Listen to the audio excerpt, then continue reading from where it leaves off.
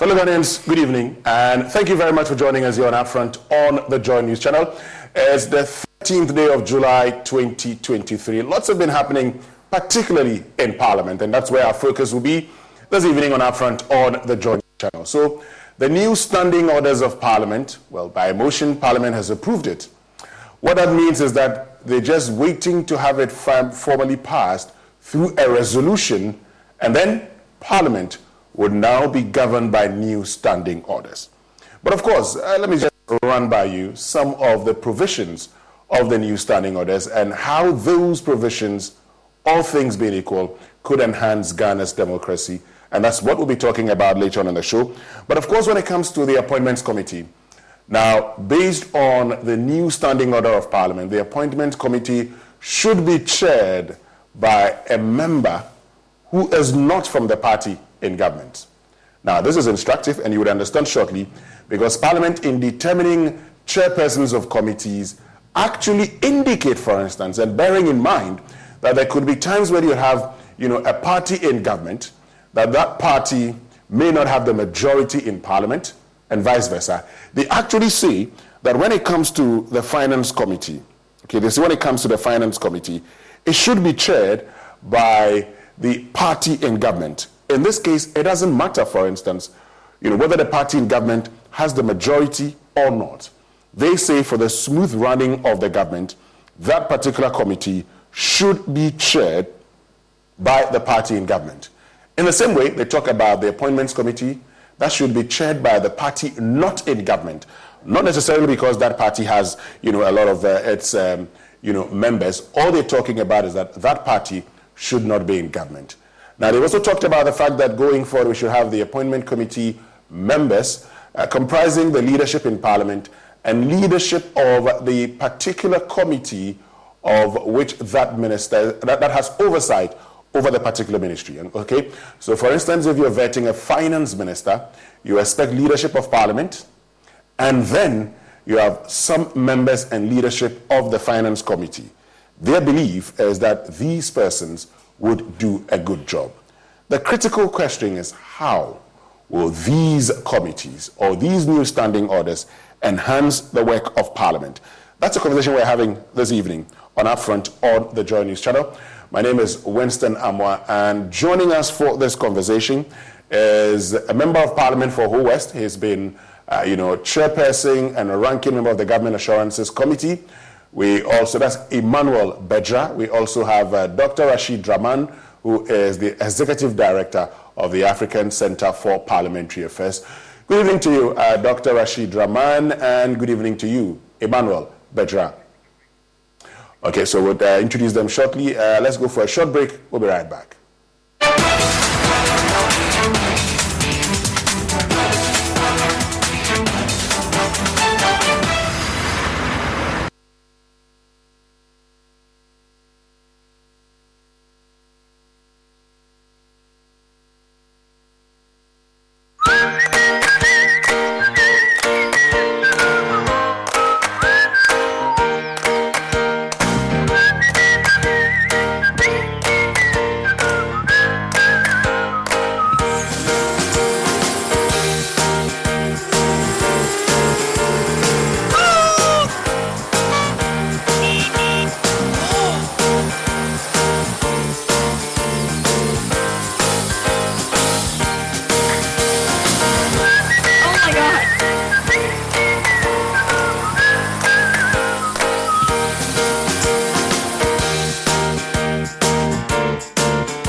The all-natural fruit juice.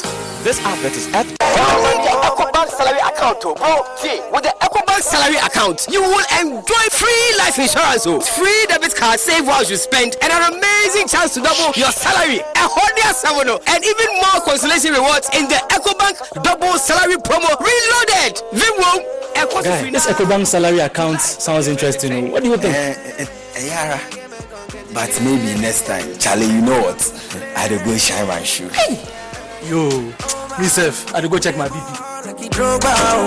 We going up, never go down, and we stay fly.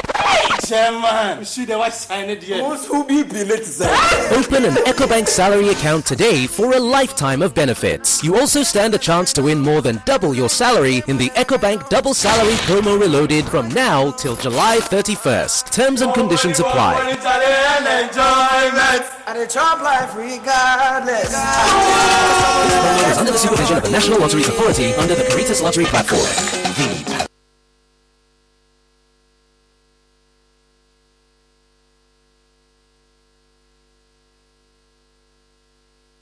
If this is Connect Africa with me, Blessed Sugam, welcome to our program. We have updates on the elections taking place in Sierra Leone. There had been some attack around the opposition's office, and this was because they prematurely announced results, which both parties technically did. And what is the cost of political unrest in the West Africa sub-region? The preponderance of illicit activities resulting from easy access to small arms is causing a lot of havoc across the region. 5 countries. How are you going to work with them? It is one of the few cases where we have the countries themselves agreeing to do it and calling on ECOWAS to act on their behalf. There is a DNA testing, the process of DNA of 17 students who were banned beyond recognition. So at the moment, there is some uncertainty. Some of the parents think, hey, is my kid part of those that were banned beyond recognition? The 17? Every human being has the right to a livable world. And to secure that livable world, all the rich nations and all the international financial organizations must transform the standard of doing business. Hello and welcome to season 2 of the Real Estate Show. This is the Buena Vista Homes Real Estate Edition, proudly sponsored by Buena Vista Homes. Your idea of a perfect home just got settled. You can have this, that, or even that. But that's not all. This is an environment that is dotted with the most carefully crafted homes, well-demarcated spaces, and everything that makes you feel comfortable. In this season of the Real Estate Show, the Buena Vista Homes Real Estate Show, everything you need in a home will be discussed. Peace, comfort, security, and every other thing real estate related. Don't miss this edition of the Buena Vista Homes Real Estate Show with me, Efia Petua.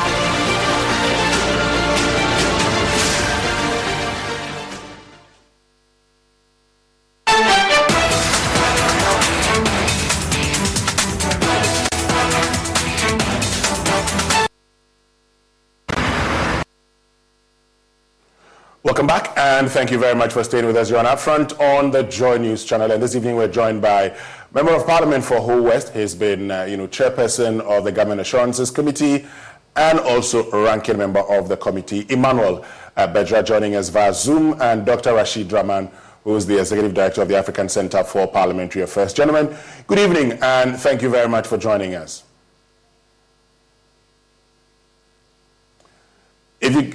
If you can unmute your microphones, I'll be very happy. Good evening, Honorable Bedra, and good evening, Dr. Rashid Rahman. Thank you very much for joining us. Good evening, Winston, and good evening to my brother, Dr. Rashid. It's been a long time. Well, Dr. Rashid, you can hear from your brother who says it's been a long time. Yes, I heard from him. Great. I'd like to start off with you, Dr. Rashid Rahman, because I know you've done some work on this. So the motion has been approved, adopted. We're waiting for the resolution now. But would you say this is the step in the right direction, and this is a good day for Ghana's democracy, particularly its parliament? Indeed, it is, Winston, because these standing orders, they've been a very big candidate for revision for more than 10 years now. Parliament after parliament, we've made efforts, we've invested a lot of money. The center that I used to work with, invested a lot of money. I remember under Star Ghana, we did a lot of work, other organizations like CDD. So I must commend the leadership of the 8th Parliament, I think, for making sure that this has seen the light of day. This is, it can be better than this, because, as you know, these standing orders date back, to, more than 20 years. And a lot has happened, a lot has changed in our country, in the world of parliaments, and so on, including, we woke up and we didn't know how to deal with the 8th Parliament, how to define who is majority and who is minority. So I think it's a step in the right direction, and I must commend the leadership of Parliament. We can look at the details, but really I think it's a good day. And let me also say that I've been part of the process. The committee that the Right Honourable Speaker set up, I think I made some contributions. I've seen some of that reflected in the standing orders, but I've also been disappointed that I didn't see some. Okay, we'll get back to you shortly and look at what you what you had expected to see that you didn't see, and what you see currently and what you make of that, because I know you'd have to leave us. But let me get to Honourable Betra and get his view on this. Dr. Rashid Rahman makes the point that this is 20 years in coming, but of course it's a good day for Ghana's parliament. What do you say?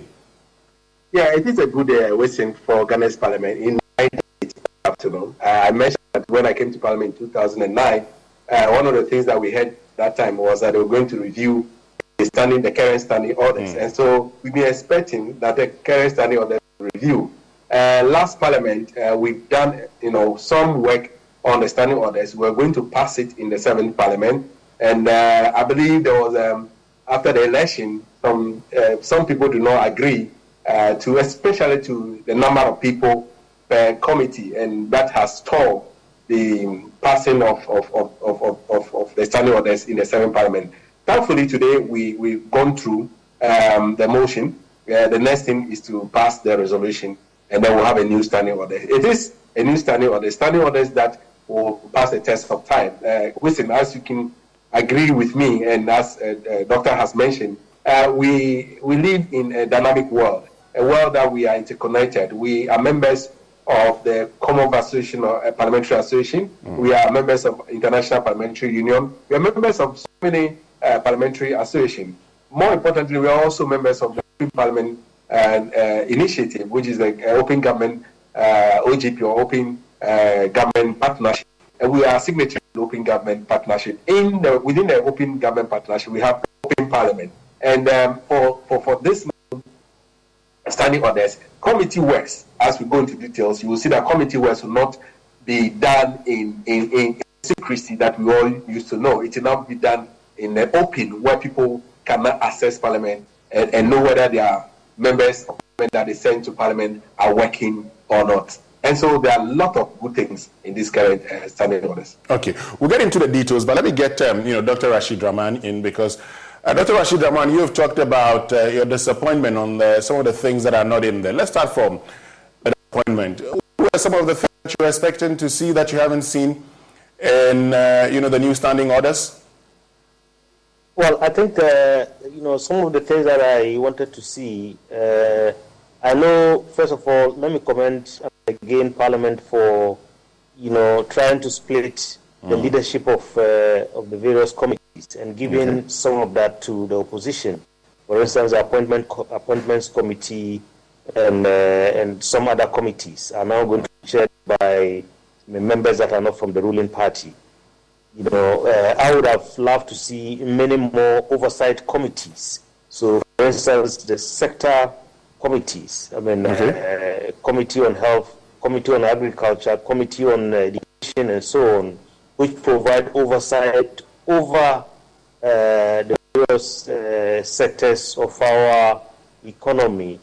I would have loved to see some of them given to the opposition, like what happens in a lot of Eastern and Southern African countries. But I think what we see already is a bold step, and I think the majority leader and myself, we've had a lot of discussions about this. When we used to visit, countries in Eastern and Southern Africa, and we were wondering why, we couldn't have that kind of arrangement in our parliament. So today, this is seeing the light of day, even if it's not 100%.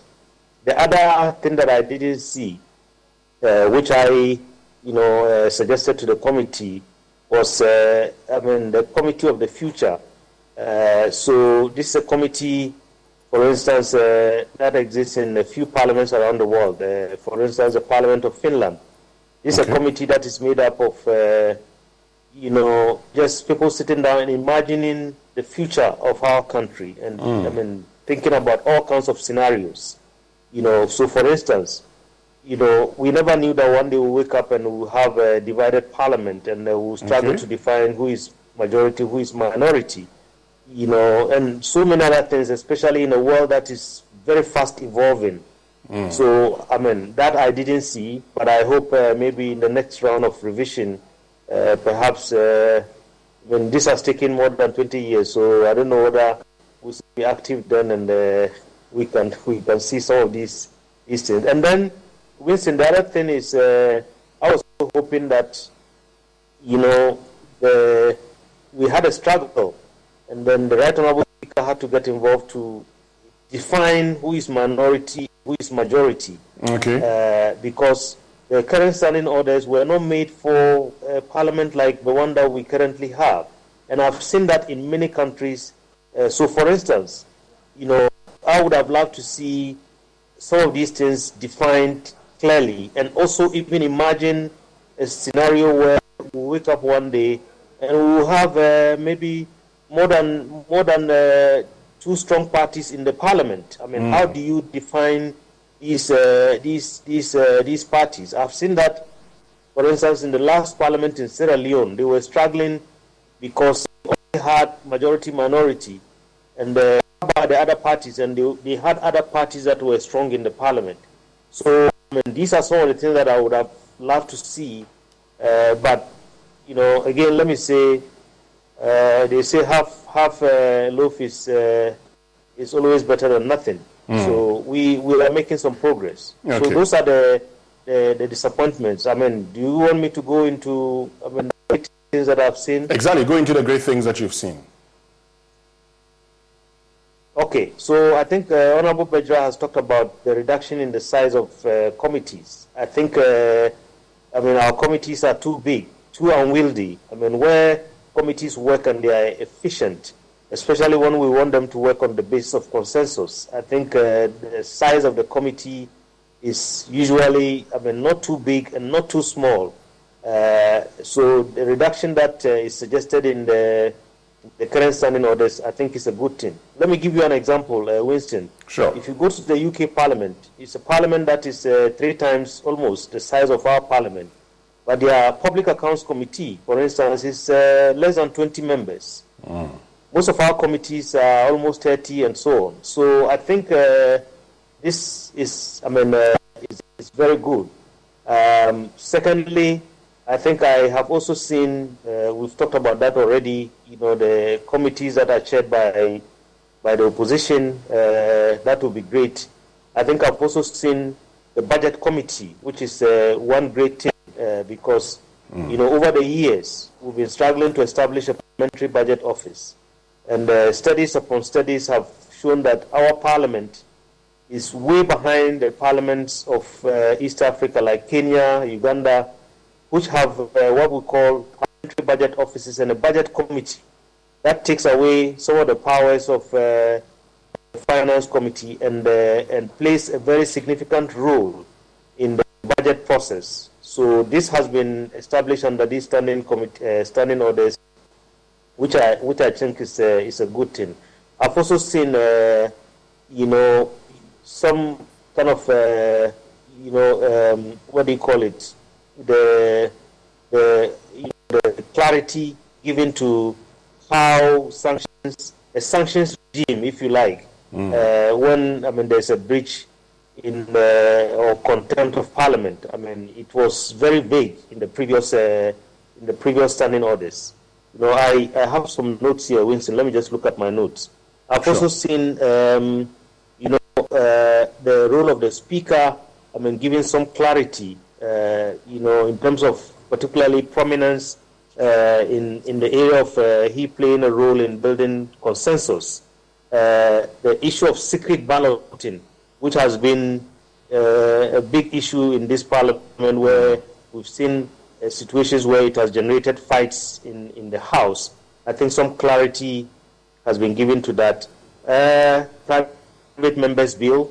I think we commended the Right Honourable Speaker Okwe for making sure that this was introduced. And now I think these standing orders have taken it up the next step in terms of providing some clarity. Backbencher time. A lot of backbenchers, people accuse a number of MPs that we don't hear you speak, you sit in Parliament, we don't hear you. The Right Honourable Speaker, most of the time, a lot of time in debates and so on are given to those in the front bench, the leaders they have. So today we are going to have backbenchers time, which will give the opportunity to those who are not in the front bench and ministers and so on. We also have seen, some, development in the area of attendance to Parliament. But here I have a little concern. What are those concerns? In addition to the electronic kind of sign-in, the new standing orders are saying that we want to have members physically sign in, so that at least this will be recorded in the votes and proceedings. And then in another breath, Winston, we are saying that we want electronic voting. We want an e-parliament. So, I think we should be moving, in the direction of, using technology more, rather than taking one step there and then going back to this archaic paper, because I think members of Parliament have abused the system in a way. Then finally, Winston, another big thing that I've seen is the issue of quorum. I think Abdullah versus the Attorney General has found its way into our new standing orders, where Parliament let its guard down, and then the Supreme Court came in and directed them in terms of what to do. So today, I think the standing orders make it clear if somebody is presiding, he or she can also have a vote that will be counted. So I think, Winston, overall, and then of course, like Honorable Bajra said, the big thing is the fact that most committees are now going to sit in public, apart from the Public Accounts Committee and the Appointments Committee, which is a great thing. And then finally, the governance institutions have to come before Parliament to answer, at least even if it is in the domain of trying to answer questions about how they have used resources that have been allocated to them by Parliament. I was on your program earlier with Evans, and the issue was raised about whether this will not be trying to interfere in the work of independent governance institutions like the Electoral Commission and so on. I don't agree. I think that, as Dr. Ine indicated, if they are given resources, they have to come and account on how those resources are used. Nobody is going to interfere in how they conduct elections and so on, but I think they have to come and account, just like every other institution, in terms of how, even the security agencies, the security sector, which has been very secretive in many countries.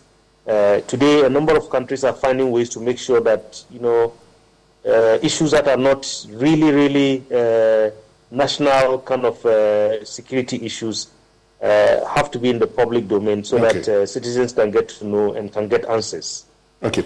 I'll get back to you, but let me bring Honorable Bedra in at this point. You've made a few points about what you're not happy about. You would have preferred a committee of the future. You also would have loved to see more committees being chaired by parties, other than parties in government. Honorable Bedra, what's your take on these issues? You think that... yes, come on. Listen, two of his issues have been taken care of by the current standing orders. Maybe he has not looked at the report. And so let me quickly refer you to the report, which if you have the report, page 23 of the report, says that is the item 5.29.1a C. It says the committee recommends that the chairperson of all other committees be appointed based on numerical strength of the parties in Parliament. And so, apart from the 6 committees that will be chaired by the ruling party in government, that is the Finance Committee, the Committee on Defense and Interior, the Committee on Foreign Affairs, Committee on Security and Intelligence, Committee on Constitutional Legal Affairs, and Committee on Employment, Labor Relations and Pension, which are supposed to be chaired by party in power. The other committees that will be chaired by party that is not in power will be Public Accounts Committee, Committee on Subsidiary Legislation, Committee on Government Assurance, Budget Committee, and Appointment Committee. Then after that, the rest of the committees, leadership of the committees will now be, chaired as based on the numerical strength of each party. So, Doc, your point here has been taken care of. It is not party that is in power as we currently have who will chair all the committees. Apart from those one that has been designated for party in power and party in opposition or in minority, the rest of the committees will now be shared according to, leadership of the committee will now be shared according to, so it's there. Then the issue of kindly hold on, Honorable Bedra. I'll get back to you because there are 1 or 2 questions that I need to ask on that also. Let's just go for a short break. This is Upfront on the Joy News channel. And this evening we're having a discussion on Parliament's new standing orders and how those orders would enhance Ghana's democracy. When we return, we'll continue the conversation with Honorable Emmanuel Bedra, Member of Parliament for Ho West, and Dr. Rashid Rahman, who's Executive Director of the Africa Center for Parliamentary Affairs. We'll be right back.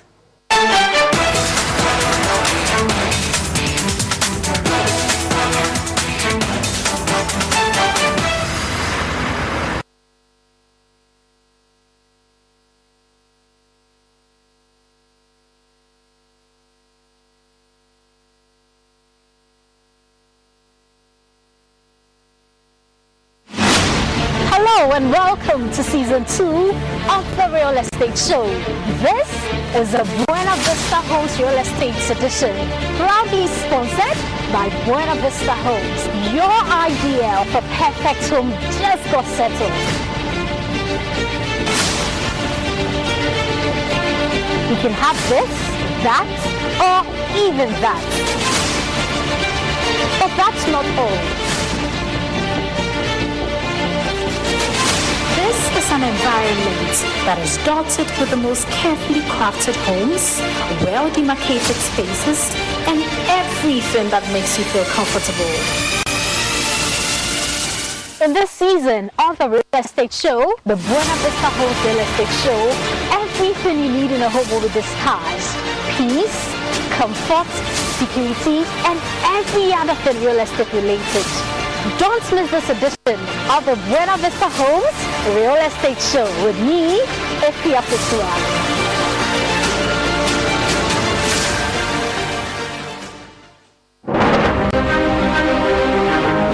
Hello, good morning. Welcome to Joy News Desk. My name is Aisha Bank. Let me tell you, this is not a small job at all. What can you report from the Fana community? We are still sounding the alarm for people who are hiding to know that help has come. The board is supposed to be meeting this morning to deliberate on this nominee. Yes, this problem has been recurring over time. The people have invested the fruits of their excellence, and you want to throw it away because you think you can. No, it's not lawful for him to do it, period. What's the basis that these financial assurances will be giving latest today? If you follow what had transpired over the week. We got the information when the president addressed the May Day celebration, indicating that China is going to come on board.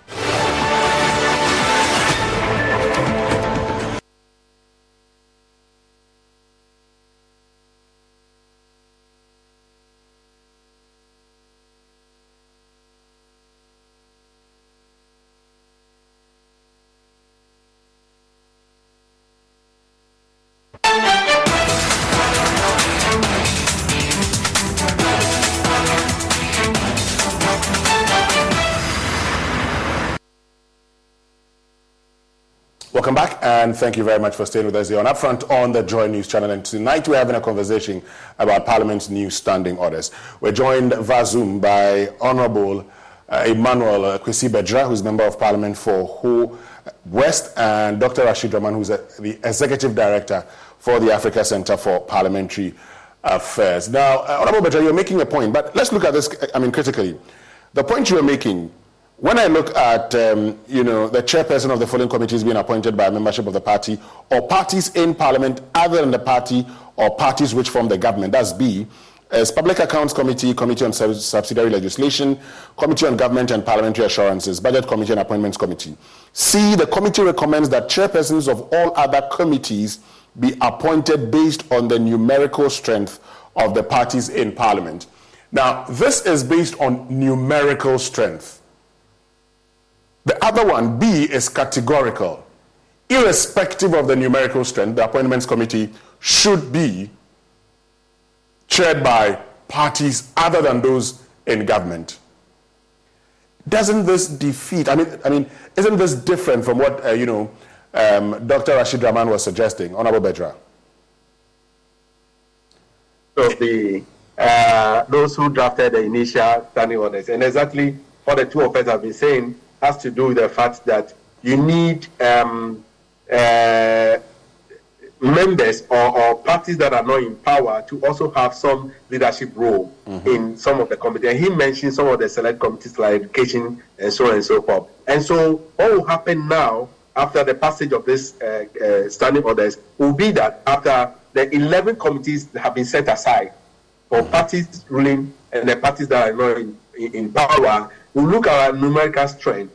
Okay, currently we have 50-50, as we all know, hung parliament. And so 50 of the rest of the committees will be balloted by the minority and majority. And so whatever is left, if it's about 12 committees that is left, 6 will be given to minority to chair, 6 will be given to majority also to chair, in addition to the 6 of the majority or party in power, and then 5 of the party of committees that parties are not in power. And so it's the same thing that myself and Dr. Rashid have been saying. Initially, he didn't know that the rest, he thought that it was only limited to only those 5 committees for parties that are not in power. But if you look at it, okay, let me get Dr. Rashid Rahman. Are you both on the same page, Dr. Rahman? Well, not too sure. Winston, as you have indicated, we've been very categorical about some of the committees. In other jurisdictions, they are categorical in all committees that the opposition must chair. So that you look at the kind of weight of the work the committee does, the importance of that committee in terms of oversight and so on, and then you say, look, because a lot of money goes to education, let's make sure that this is chaired by the opposition so that at least, the checks and balances can be there at all times. When we leave it to ballot, or when we leave it to the discretion of, the leadership of Parliament, yes, we can get it, but if we are not careful, they might give youth and sports, they might give, committees, committees that have poverty reduction, and committees that don't receive or don't have, a lot of work in terms of oversight. And then maybe the party that's in power would chair the rest of the other committees. So, yes, I think it's progress if you compare it to the current standing orders. But we should have been categorical and be blunt and clear about this, just as we were with the appointments committee, just as we were with the other committees that are going, I mean, the PAC and so on and so forth. And we always cite the PAC as one of the most effective, just because it's chaired by the opposition. And, so we are not really on the same page. I think I'm half on his page and not on the full page in terms of this matter. Okay, but I mean, Honorable Bedra, you've been a chairman of the Government Assurances Committee before. You've been ranking member also. Now we have a situation where an opposition member is supposed to be the chairperson of the Government Assurances Committee. What would really change? I mean, you've been working. What would change if an opposition member is the chairperson of the Government Assurances Committee? Well, just as Doctor has mentioned, when you have a chairperson of subsidiary legislation coming from the minority side, or the chairperson of Public Accounts Committee, as he mentioned, that has been very effective coming from the minority side. I'll give you a typical example. If there are laws that are supposed to come under subsidiary legislation, the instrument, and the chairman of the committee coming from the other side of the aisle do not approve of it, it will be very difficult, for the instrument to be laid, because they need to have a buy-in and a pre-laying, and so this has to do with an oversight, and so we need members from the other side to take over, as it were, to become the chairman or leaders of committees that will have a strong oversight. For instance, just as you mentioned, the Government Assurance Committee. You remember in 2013, then about to 2016, I was the chair. Even though my party was in power, I tried as much as possible to bring the Government Assurance Committee into the limelight, where we had a lot of work done under the Government Assurance Committee with the help of Star Ghana, Dr. Rashid Daman, and the rest.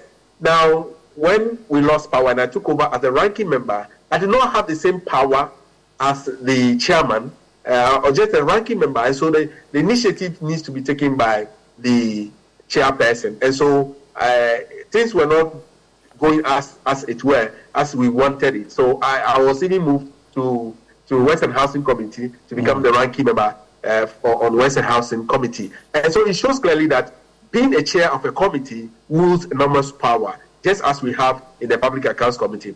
Now, recently, the chairman of the Public Accounts Committee ordered that one of the attendees should be hauled before the police, and we asked the police to arrest him. So he has a lot of power. And so, if you are not a chair of a committee or a leader of that committee, you will not exercise a lot of power as the standing orders made us to be. And so, yes, becoming a chair of Government Assurance Committee will give you a lot of power as a minority person or opposition party member, and also will make sure that you do your work very well. I'll give a typical example. As chairman of the Government Assurance Committee, if I'm giving the nod again, promises made by ministers from time to time will be held. And this time around, it's not limited to only promises, but implementation of those promises as well. And so, as a chair, you have that power to make sure that the promises made by those ministers are either done or not done, and you have the power to hold a minister before the committee. Currently, as it stands now, everybody is looking to the president, whether the president will call him and give him a ministerial position or not. And so they may not be willing to take the bull by the horn by calling their own peers to hot.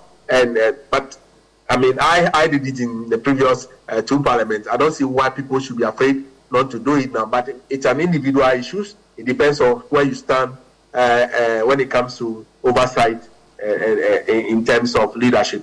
And so, yes, it is very important. Not only Government Assurance Committee, but the Budget Committee. Mm-hmm. The only place I debated today that I was not too happy has to do with the Appointment Committee. Even though the Appointment Committee, the chairmanship of the Appointment Committee, will go to a party that is not in power, and then now, currently, you have leadership of the House and leadership of the select committees where the minister will be coming from, so that you can bring your expertise to bear and ask the minister questions from your field.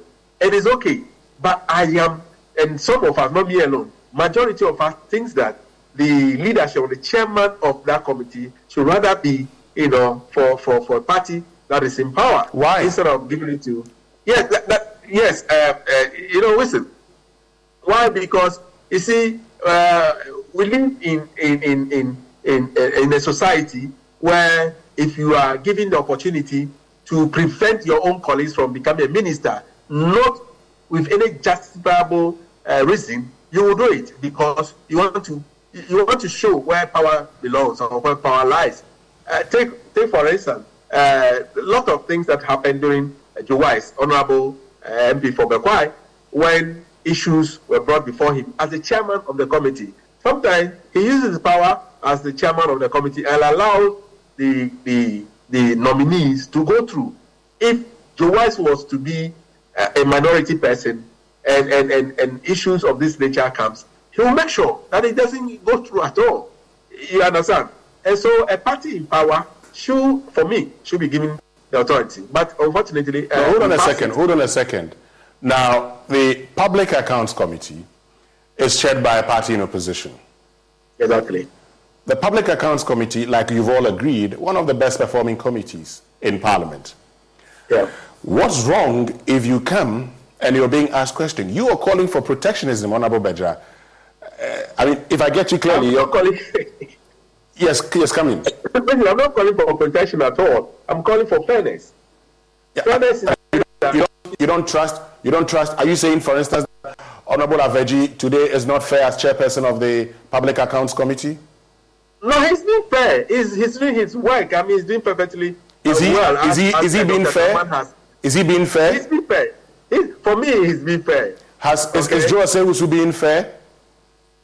Well, that is subjective. Okay. Because there are issues that came up that you remember even the minority voted against some nominee. Why did they vote against some nominee? They voted against some nominee because they think that the issues have not been dealt with properly. In your view, is he being fair? Not in my view. In the view of the entire minority. He's not being fair.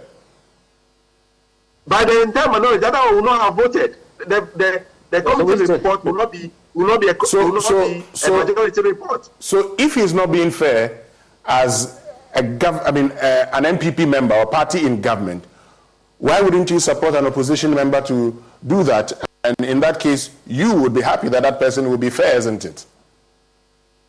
You see, listen, all we are saying is that, look, you have government in power nominating its person to become a minister of state. And then an opposition, now we don't use opposition again in our parliament, a minority party will come and said, we think that this person, even though he qualifies, justified by the constitution, because whatever you do in that committee the qualification should be from the constitution. Even if the person qualified, we think that we'll not give it to him because we don't like him. So your fear, before I get to Dr. Draman, your fear is that the minority or the opposition party could use that to actually vote against government appointees. Exactly, that's what I'm saying. But it's been passed, so let's ignore it. That is my view. But majority of our colleagues as well, they will go by what the new standing order. So we passed it. Is that what you would have done given the opportunity? Of course. If we were to ask for a vote, I would have voted against it actually. But this is a voice vote. Even though we voted against it, it's passed. My voice was drowned. Let me bring Dr. Rashid Draman in here. Dr. Rashid Draman, what's your view on this? Well, I think I honestly don't agree with my brother there. I think just like you said, I mean, we want more of these committees and powerful committees as such to be chaired by the opposition. I mean, on the lighter note, I'm running this in my head and thinking that, well, maybe the likes of Honorable Bejra are thinking that maybe come 2025 they'll be in government, and then they don't want the opposition to be chairing this committee and I mentioned it today that I'll be in government next parliament, and I'll be I'll be holding. I'll be hold before the committee, and you are trying to self-protect. So I mean that's.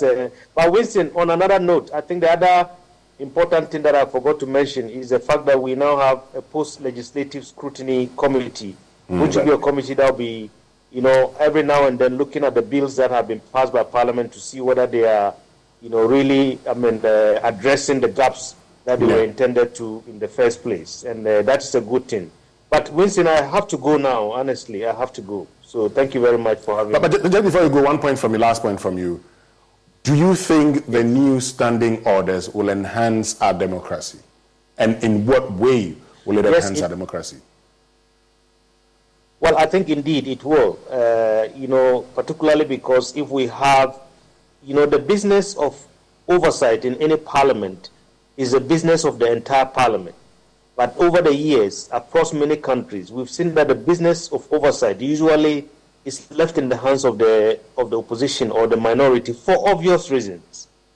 Now, if the minority parties or party has the opportunity to chair a number of oversight committees, I think our democracy will be enhanced. And I think also if we have sizable committees, the cost of running these committees, the unwieldiness of these committees, and making sure that decisions are made on the basis of consensus so that there wouldn't be a lot of gridlock and so on. All this, I think, would enhance our democracy, Winston, and many more. Thank you very much, Honorable Dr. Rashid Draman. You would have to leave us. Let me get back to you, Honorable Bedra. So I'm just looking at, the new committees, and let me get your view on some of these committees. You're looking at, a committee on economy and development planning. And we know that the Finance Committee does this. Why would you want another committee to be doing this? Listen, so today somebody mentioned on the floor of the House that now we have divided or shared the Committee of Finance into three. One is the Budget Committee, one is the Finance Committee itself, and one is the Economy and the Development Planning. Development Committee, Development Committee. Quite frankly, we say if you look at the work of the Committee on Development and Economy and Development Planning, it is quite extensive than that which is limited to only the Finance Committee. Let me read what the report says. The committee noted that currently the Finance Committee exercises oversight responsibility of all matters related to finance, economy, and development planning. Increasingly, however, the Finance Committee has been inundated with referrals and matters to finance have been prioritized over all other matters within the committee's mandate. This has often left matters of the economy and development unattended to. The committee accordingly recommends for the establishment of a new committee and gives it the mandate to consider all matters relating to the economy and development planning and ensure that such matters are given the needed attention within the governance framework of the Parliament. Listen, you know very well that every 2 years the president is supposed to bring to the House his plans that he has for the development of the state. And that plan should be in his medium-term coordinated according to our constitution. And so every now and then the president is supposed to tell us the gaps that are in the development plans, whether those development plans have been taken care of or not. Unfortunately, we have not seen that much when it comes to the Finance Committee. Finance Committee's work largely has been over the years since I came, has to be approval of loans and giving concession to taxes and so on and so forth. And now we have a committee that will take care of our development, our economy, and development planning. When it comes to what are the issues concerning development planning, this committee will take it up with the development planning authority or development planning commission. And then when it comes to the economy itself, this committee will work with Bank of Ghana as well as that of Minister of Finance to see where priority areas monies have been allocated according to government's development planning agenda for the 2 years that the president comes to lay his development planning in Parliament. And so this committee will make sure will now report back to Parliament whether those plans, coordinated plans, have been achieved or not achieved at all. And so it is good for us as a new committee. Listen, that is not the only committee. There's a committee on security and intelligence. If you permit me, Security and Intelligence Committee has to do, largely there's a new trend in the world of security where you have the Committee on Defense and Interior working with the intelligence and security apparatus or institutions. Now we have Ministry of Security, and we have the National Investigation Bureau. We have all other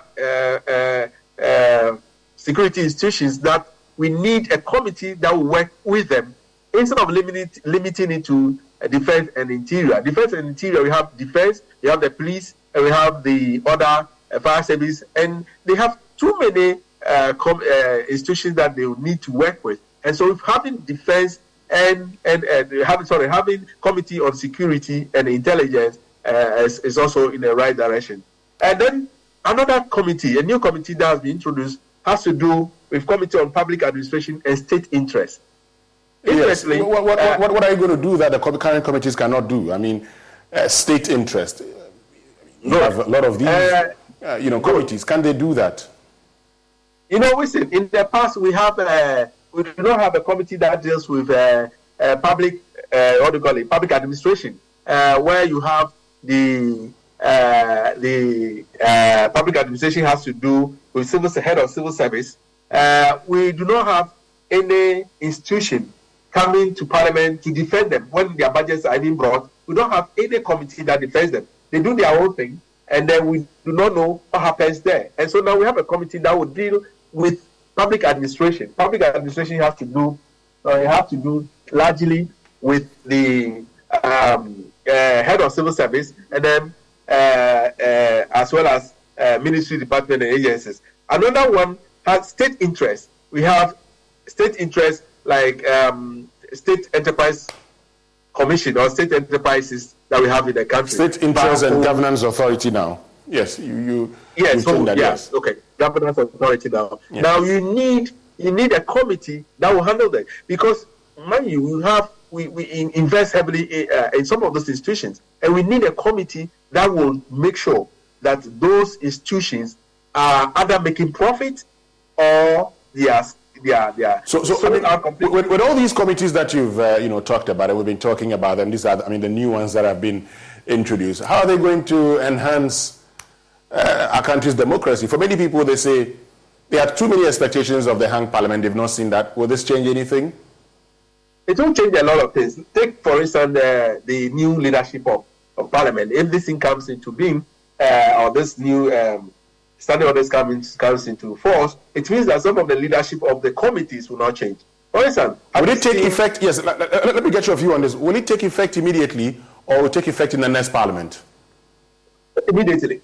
In fact, from what I'm hearing from the grapevine, but we've not done the resolution yet. So what I'm hearing is that we even wanted to take it before the media review. I don't know how true that is. Leadership have not told us, but that will be to for our advantage, because you see the numbers will be limited. You have people who will work.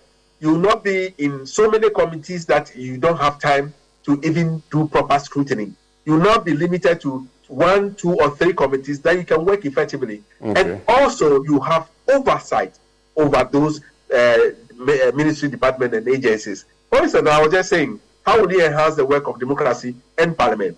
If you have the leadership of Government Assurance Committee being from the party not in government, you know how it is, just like Public Accounts Committee and subsidiary legislation. Okay. You won't be able to do your work effectively. So as my committee that I was mentioning, the appointment committee, when the president nominates somebody now, and then the minority will have to be, you see how to scrutinize and really grill the person who become the nominee of the president. Okay. Well, Honorable Emmanuel Beja, thank you very much for making time to join us this evening. We're very grateful to you. We wish you all the best. He's Member of Parliament for Ho West in the Volta region, representing the NDC, who joined us this morning here on Upfront on the Joy News channel. My name is Winston. I'm on behalf of the team. Thank you very much for joining us. Up next is Joy News Prime.